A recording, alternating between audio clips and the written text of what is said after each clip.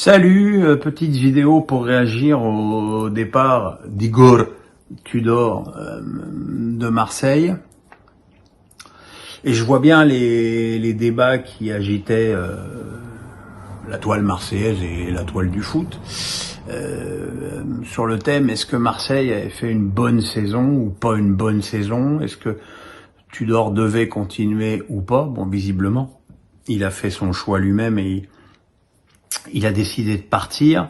Si on fait un bilan, on a vu des très bons matchs.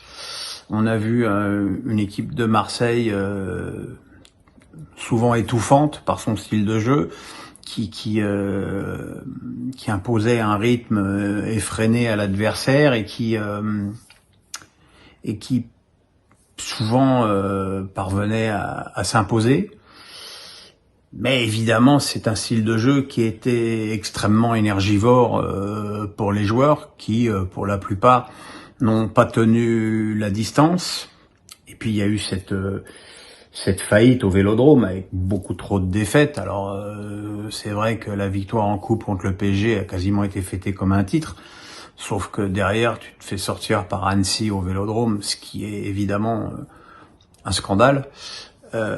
Surtout dans une Coupe de France qui à ce moment-là semblait promise à l'OM. Donc et puis il y a eu après des défaites, Brest, Lens. C'est sûr que quand tu perds 2 fois contre Paris en championnat et 2 fois contre Lens, faut pas t'étonner de finir 3e. Alors c'est vrai que le nombre de points est bon, qu'une 3e place n'est pas une catastrophe, même si du coup l'OM va devoir passer par des tours préliminaires en Ligue des Champions. Voilà, ce qu'on peut reprocher à Tudor, c'est de ne jamais avoir eu un plan B, d'avoir même pas cherché à en avoir un. On peut lui aussi reprocher des mises au placard de joueurs. Mbemba qui a très peu joué ces dernières semaines, Guendouzi pareil,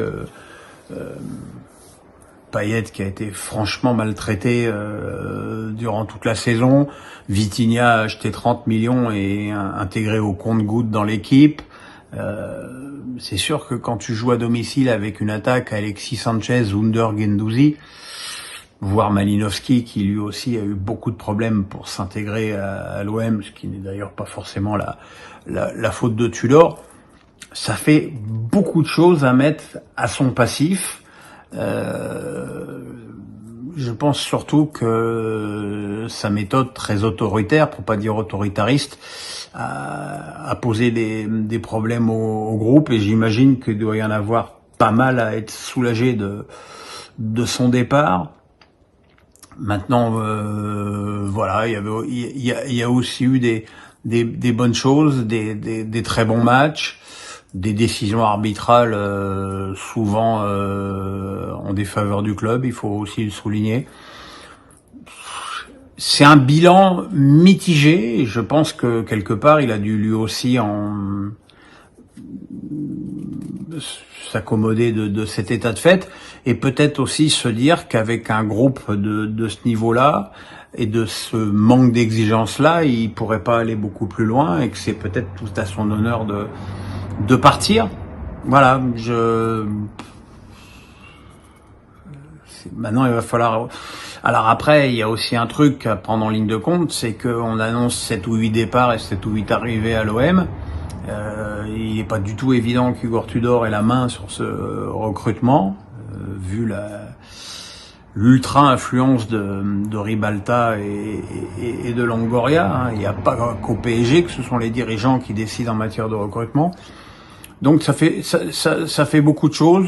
C'est un peu triste pour le manque de stabilité un petit peu chronique de notre championnat, notamment au niveau de ses techniciens.